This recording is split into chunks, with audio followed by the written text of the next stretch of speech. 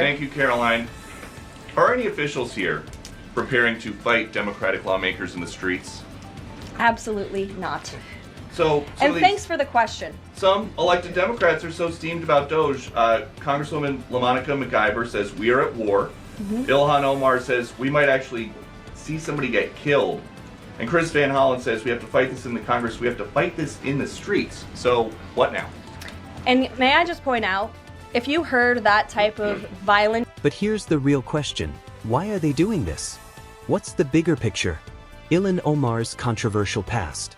Ilhan Omar has a long history of making statements that many say are not just controversial, but dangerous. Over the years, she's been accused of downplaying serious national security threats while pushing a narrative that only benefits her political circle. Leavitt exposed this hypocrisy, questioning how someone so openly critical of American values can hold a position of power while repeatedly making statements that seem to fuel division. Is she truly working for the people, or is she just another pawn in a much larger political game? The Democrats' double standard.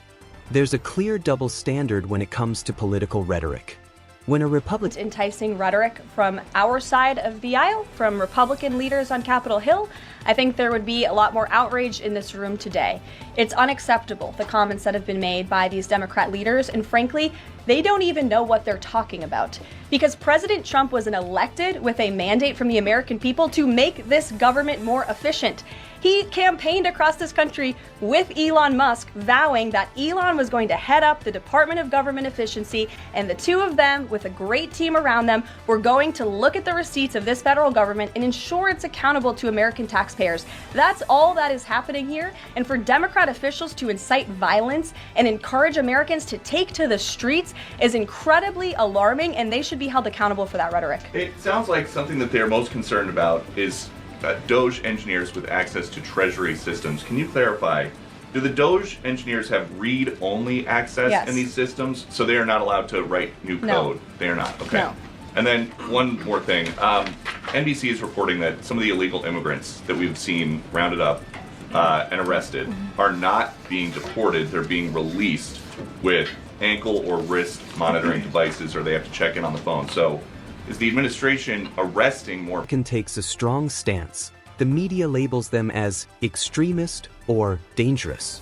But when Ilhan Omar and her allies make statements that could incite violence or push division, suddenly the media stays silent. Leavitt didn't hesitate to expose this hypocrisy, stating, "The Democrats don't care about solutions. They care about power. They manipulate emotions, spread division, and play identity politics to keep control over the American people." And history proves her right. Every election cycle, we see the same tactics, the same narratives being pushed, the same attempts to keep people divided rather than focusing on real solutions. Is America's security at risk? This isn't just about political debates anymore. It's about the security of the nation. The kind of rhetoric coming from Ilhan Omar and her allies isn't just talk. It has real consequences. Leavitt warned that America cannot afford to ignore this issue. People than you have room for. I have seen the reports, and I'm glad you brought it up because we want to address it. There have been a total of 461 illegal aliens, this is of this morning when I got this information from DHS, that have been released from custody of the more than 8,000 that have been arrested since President Trump was inaugurated. It's less than 6%, and there are reasons for their release. Some of the factors include a lack of significant likelihood of removal in the foreseeable future, lack of detention availability, which is something this president and this administration has been incredibly vocal about. We are doing everything we can to deport and detain illegal immigrants, but we need Congress's help to increase funding for Border Patrol and for ICE to increase detention capability in our facilities. And then other serious medical conditions have also been the reasons for some of the release of these individuals. But none of them have final deportation orders. Many of them are probably contesting their immigration status. I'd refer you to DHS for more details, but I did get that information because I knew it'd be a question, so thank you. Sure. Yes. The president and you here again today have made clear, given the devastation, you think Palestinians have no choice but to leave Gaza and go elsewhere. But Palestinians say this is their home. They don't want to go. The president last night said he's willing to use the military if necessary. Is the U.S. prepared to remove Palestinians from Gaza by force?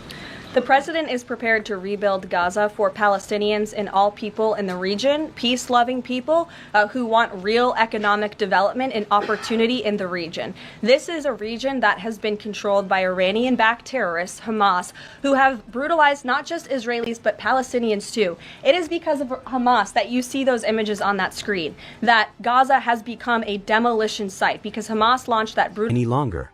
If leaders continue to use their platforms to push dangerous narratives, what will the country look like in the next 5, 10, or 15 years? Are these politicians a ticking time bomb for America's stability? The wake-up call America needs. Karoline Leavitt's speech was more than just a call-out. It was a wake-up call.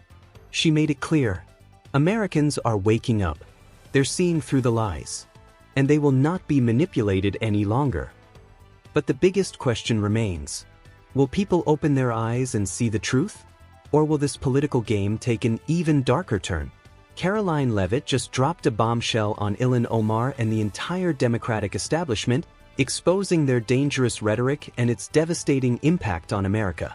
This isn't just about political disagreements anymore. This is about power, control, and a direct attack on the core values of the country. The truth about Ilhan Omar's rhetoric. Ilhan Omar has been at the center of controversy for years. From making anti-American statements to downplaying national security threats, she has been accused multiple times of fueling division rather than working towards unity. Leavitt called her out like never before, stating that Omar's words aren't just empty political talk. Attack on Israel on October the 7th. And so again, I would stress, President Trump wants to ensure that this can be a place where all people can live in peace. He is a peacemaker in chief. He made that very clear in his first term. And as for how that will be accomplished, the president and his team are talking with our allies in the region to consider next steps. But should the American people be prepared to see U.S. military on the ground fighting a ground war against Hamas? Again, the president has not committed to U.S. troops in the region. But it is an option. I have said that the president has not committed to that yet. Garrett, great to see you here today. Thank you. On Gaza, the president has spent basically his entire public career criticizing foreign entanglements, nation building, sending American troops to fight abroad, particularly in the Middle East. This plan seems like it could ultimately involve all of those things. Can you explain this reversal and how building and owning Gaza squares with America First foreign policy? I would reject the premise of your question that this forces the United States to be entangled in conflicts abroad. The president has not committed to putting boots on the ground in Gaza. He has also said that the United States is not going to pay for the rebuilding of Gaza. His administration is going to work with our partners in the region to reconstruct this region. And let me just take a step back here, because this is an out-of-the-box idea. That's who President Trump is. That's why the American people elected him. And his goal is lasting peace in the Middle East for all people in the region. And as I said in my opening remarks, we've had the same people pushing the same solutions to this problem for decades.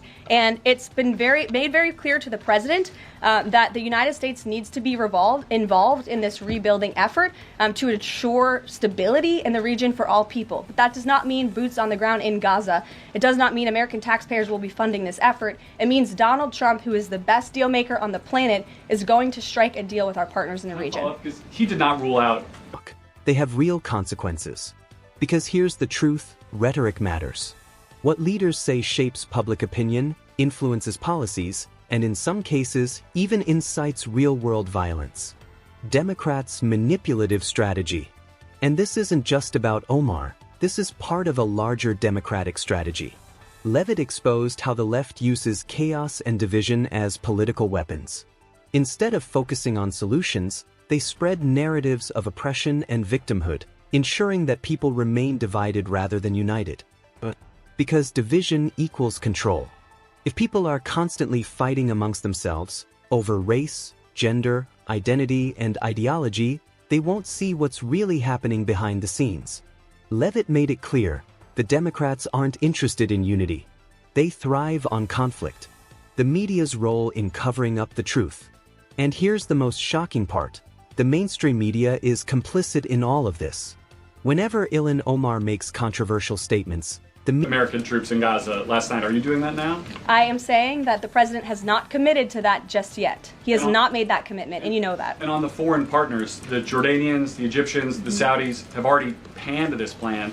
What foreign partners, if any, have expressed any interest in being part of it? Well, the president has said he's been socialing this idea for quite some time. He's been thinking about this. He said in his remarks last night, this was not a decision or an announcement that he takes lightly. And the president has already spoken to the President al-Sisi. In fact, that was his first foreign leader call. He's meeting with the King of Jordan, King Abdullah, next week. He spoke with the King of Bahrain. He spoke with the Crown Prince of Saudi Arabia. And he has made it very clear, he's been very vocal, that he expects our partners in the region, particularly Egypt and Jordan, to accept Palestinian refugees temporarily so that we can rebuild their home. I'd like to show you some images of Gaza that were taken. Fox News aired this. I mean, that is, as they put it, in an apocalyptic scene in Gaza. This is an uninhabitable place for human beings. Do you really think that families can live their dream in a region that looks like this, with no running water, no electricity? And the special envoy to the president, Steve Witkoff, recently traveled to Gaza, as you all know. And he came back with images that he showed the president of the dire situation here. And the president made this decision with a humanitarian heart for all people in the region. Dasha. Karoline, you said the president has been working on this idea for a while behind the scenes now. Is there a written plan based on the president's proposal for Gaza? And if so, when was it drafted and who had a hand in that? The plan was written in the president's remarks last night as he revealed it to the world and to the American people, and his team are continuing to be engaged on this effort. I saw the National Security Advisor this morning. He has a very busy day of calls, and they will, again, continue to engage with our partners. That includes Steve Witkoff as well. Mary. Two questions for you on the news of the day. So how is today's executive order going to impact the 2028 Summer Olympics in Los Angeles? For example, would a man who thinks that he's a transgender woman be allowed to compete as a female on U.S. soil? It's a very good question, and the president has actually mentioned this, that he does expect the Olympic Committee and the NCAA to no longer allow men to compete in women's sports. And I think the president, with the signing of his pen... Media either ignores them or spins the narrative to make it look like she's the victim. But when a Republican speaks out against radical policies, they are immediately labeled as extremists, racists, or threats to democracy. Leavitt shattered this hypocrisy, stating, "This isn't about justice. This isn't about equality. This is about power, and the Democrats will say and do anything to keep it." Ilhan Omar's past exposed. But let's take a deeper look at Omar herself. Her past is filled with controversies, from her statements on foreign policy to her questionable ties to radical groups. Leavitt highlighted something the media refuses to discuss: Omar's history of minimizing serious threats to national security, even as America faces one of the most unstable global climates in history. So, the real question is, how did someone with such extreme views get into a position of power? And even more importantly, why is she still being protected by the Democratic Party and the media? How this affects everyday Americans. This isn't just a political issue, this affects every single American. The language being pushed by Omar and her allies is creating a dangerous environment where political disagreements turn into full-blown hatred and violence. The longer this rhetoric is allowed to go unchecked, the more divided the country becomes. And that is exactly what the radical left wants. Because if America remains divided, it becomes weaker. If people are constantly distracted by outrage, they won't notice how their freedoms are slowly being taken away. The ultimate wake-up call. Karoline Leavitt didn't just expose Omar, she issued a wake-up call to the entire country. She made it clear, this isn't just about one person. This is about the survival of America as we know it. And now, the biggest question remains. Backhand index pointing right, will the American people wake up to the truth? Backhand index pointing right starts a very public pressure campaign on these organizations to do the right thing for women and for girls across the country. Again, this is an incredibly popular position. There have been many notable female athletes who have had the courage to speak out against some very powerful institutions in this country. They deserve to have a voice and a say. The president is bringing their voice to the highest level at the White House this afternoon, and he expects these organizations to comply with this federal executive order that he'll be signing today. Thank you. And one more on media coverage of this executive order and the topic in general. What's the White House's view of framing that calls men transgender females or similar rhetoric coming from organizations like the ACLU and GLAAD? Well, it's been very clear. The policy of this administration is that there are only two sexes, male and female. Pretty simple. Brian Glenn. Yes. USAID has gotten a lot of attention the last couple of days with some of these bizarre things that we've been, taxpayers have been funding. Now it looks like there are a couple media outlets that have been dragged into this conversation as far as USAID funding as well. Does the President have any comment on that? So upon coming out here to the briefing room, I was made aware of the funding from USAID to media outlets, including Politico, who I know has a seat in this room. And I can confirm that the more than $8 million taxpayer dollars that have gone to essentially subsidizing subscriptions to Politico on the American taxpayers' dime will no longer be happening. The DOJ team is working on canceling those payments now. Again, this is a whole of government effort to ensure that we are going line by line when it comes to the federal government's books. And this president and his team are making decisions across the board on, do these receipts serve the interests of the American people? Is this a good use of the American taxpayers' money? If it is not, that funding will no longer be sent abroad, and American taxpayers will see significant savings because of that effort. Thank you. I'd like to give some love to the back row. I've heard that unfortunately they haven't been called on in years past. So Reagan, why don't you go ahead? Thanks, Caroline. The WHC announced that comedian Amber Ruffin, who has called the president a toddler with his pants pulled down, will be the entertainment for this year's Correspondents' Dinner. Does the White House have a reaction to this choice, and will the president be attending the dinner this year? Certainly an interesting choice. I have the president's invitation on my desk. I have the invitation for myself on my desk as well. Haven't talked to the president about it. When he makes his decision, I will let you all know. But definitely an interesting choice of the comedian. I'll talk to the boss about it and see what we decide. Sure, go ahead. Yes, yes. On the executive order set to be signed today, you said that this will be enforced. Can you spell out for schools and the public how exactly the administration plans to enforce this, even at a local level? And on top of that, there are human rights groups who say that this could expose kids to discrimination. What is your response to that? I think kids have already been exposed to discrimination, especially young women and girls who have been forced to shower in locker rooms with biological men, who have been forced to compete on playing fields with biological men, which is incredibly unfair and unsafe, and again, an incredibly unpopular policy with the American people. As for the actions that this executive order takes, I already laid those out at the beginning of the briefing. I'm happy to give you a copy of this fact sheet so you can let your audiences across the country know. What's your message to schools who don't comply with this? They should, because it's going to be federal law in about an hour and a half.